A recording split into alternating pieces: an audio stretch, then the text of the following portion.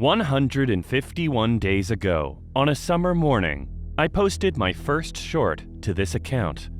What I didn't realize was that by doing this, a journey would then unfold. A journey of perseverance, intrigue, and self-discovery, which would last all the way up to this very moment. If you're just tuning in, my name is Sasha Husband. I'm a voice actor, and this is the story of how I tried to have a conversation with Shaquille O'Neal. It all started when I was a child in the 1990s, back when basketball was king. Even though I was very young and in Canada, it was undeniable that basketball was the thing. Just look at Space Jam and other examples. One of my earliest basketball memories was perennial retirer Michael Jordan stepping away from basketball for the second time in 1998, which according to Michael in The Last Dance, is all Jerry Krause's fault. I just remember the power vacuum that was created by having a GOAT retire. There was a sense of anxiety of who would be the next guy to carry the NBA, who would be the face of the sport to usher us into the new millennium. Enter Shaq and the Lakers. Few personalities could soak up the absence of Michael Jordan quite like Shaq could. And by God, could he soak it up. Even in my warheads-addled child brain, I had a very strong impression of this athlete in a sport I did not watch. In 1998, it would still be 13 years before I watched a full game of basketball on TV. And yet, Shaq was so ubiquitous that I knew, 1. He was a gigantic man who dunked so hard he would explode the backboard. On the entire backboard. Puts it on the floor and stops anybody down. Let me see your best.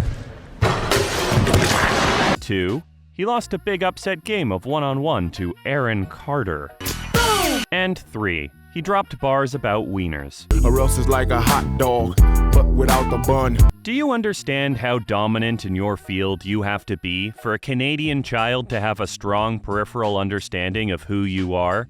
The answer is the most dominant. As the years went by, I would experience different eras of Shaq's life and career. Again, not by watching basketball, but just by vaguely taking in what he was doing at any given moment. There was Miami Shaq, when he and Kobe were not on good terms, I was told.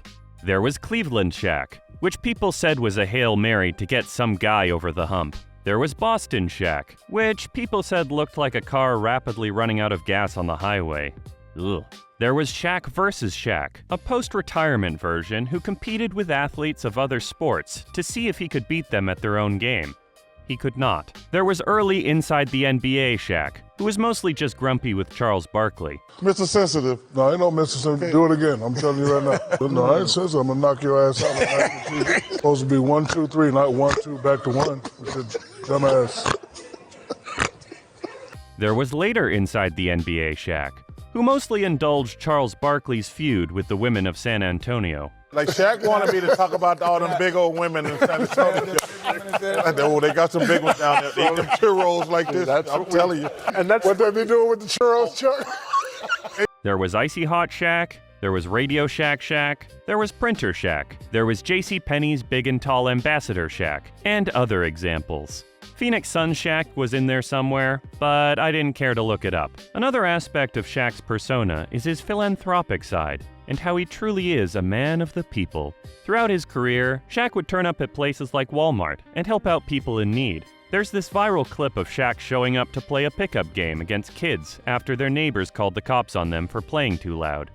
Kids will be kids. Shaq will be Shaq, Karen. All of this to say, Shaq is one of the most curious, enigmatic, and compelling pop culture figures of our lifetime, and that made me want to speak to the man himself. So, on July 22nd, I purchased a copy of Lady Chatterley's Lover by D.H. Lawrence and began reading from page 1. A lot of people in the comments have asked why I chose this book in particular to try and get Shaq's attention, and though I don't have the direct quote in front of me, I believe Shaq said, and I am paraphrasing, so don't come for me, I really admire the courage D.H. Lawrence showed by challenging the often stodgy British literary scene of the early 20th century. Like many great artists of the modern era, Lawrence pushed the envelope of how literature can confront our perception of what art can be by writing graphic depictions of sex and butting up against obscenity standards for the time. His depictions of female sexuality and desire were truly ahead of his time, as much of the discourse and subsequent banning of the novel took place in the decades following his death. The censorship of this book truly showed us how far we needed to come to tackle the themes addressed by Lawrence. Again, I can't find the exact quote, but I'm pretty sure it immediately preceded this clip from Inside the NBA of Charles Barkley talking about the toughest defenders to play against. He's just banging and banging and banging. When a guy's banging you, you spin off of him. Those are the worst defenders to play against, actually, because if you can feel their body, come on. 18 points for Joker, only nugget in double figures. So, I set off reading the book, each day learning more and more about the world Lawrence painted of post-war England and of myself. Initially, responses were encouraging, if not a little confused. Views were low, but consistent, with the occasional jump in viewership across the different platforms at different times. All the while, I decided that I was not going to change up my approach very drastically short to short. I was following the personal philosophy that if I stayed consistent enough, the algorithm would eventually pick up the videos and deliver them to the right audience. Slow and steady was my modus operandi, and if any traction came about early, well, that would just be a bonus. Little did I know, a bonus would present itself sooner than I could have possibly anticipated. On August 25th, I discovered that someone had seen the Instagram story post of that day's video, and that person was none other than Shaq. DJ persona DJ Diesel. Shaq is, of course, a man of many talents, and he is a touring DJ making music like this. This was a thrilling revelation, as it showed that I was now on the periphery of Shaq's orbit. Though friends said that it was likely someone just managing the DJ Diesel social media account and wasn't necessarily the man himself, I know a win when I see it. Even if it was just a one-off occurrence, I could say that like a comet passing a planet's orbit, I grazed by the big man himself.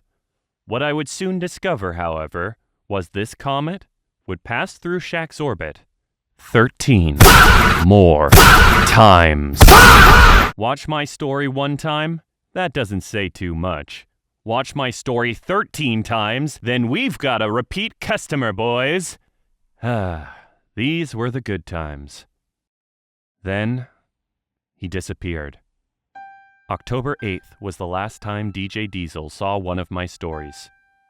Once again, I was back out in the wilderness, forging ahead, making new friends, and occasionally meeting people with opinions, like YouTube user MRK_APX, who runs a channel that posts such amazing content as this, and this, and who could forget this? And to those people, I took their thoughts in stride and continued on. So, that brings us to today. 151 days on, 151 days wiser. And at this point in the story, I still have not spoken to Shaq. My plan has not come to fruition. My doubters are emboldened. And I am still testing my sure and steady method of reaching him. That said, I have not yet achieved my goal, and now I have to sit back and reflect on what these past 21 and a half weeks have been for. Which raises the question, what have I learned? Well, for starters, it was from working on this project that I really started to appreciate what a stand-up guy Shaq really is.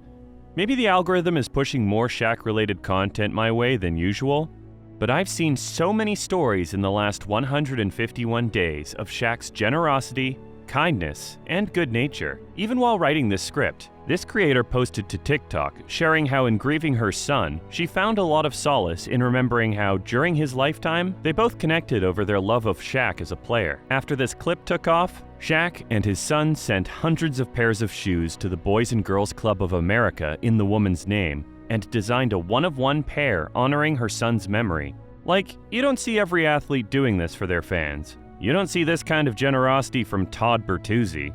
This project also particularly reminded me that I've never been much of a reader. Growing up, I had a learning difference that made concentrating on reading difficult. While my friends would pore over Redwall and whatever else kids read, I struggled to sit down and pick up a book. It always just made my brain hurt to look at a block of text, and it honestly made me incredibly self-conscious and insecure.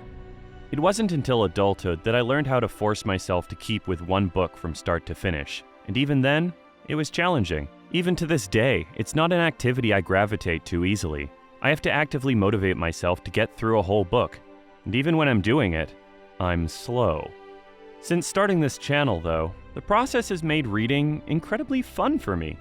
I can honestly say that the highlight of my day is cracking open the book to get a bit more into the story. I'm grateful that my voiceover experience comes into play with reading the text aloud, as I have another angle from which I can approach the material, while also getting my vocal reps in.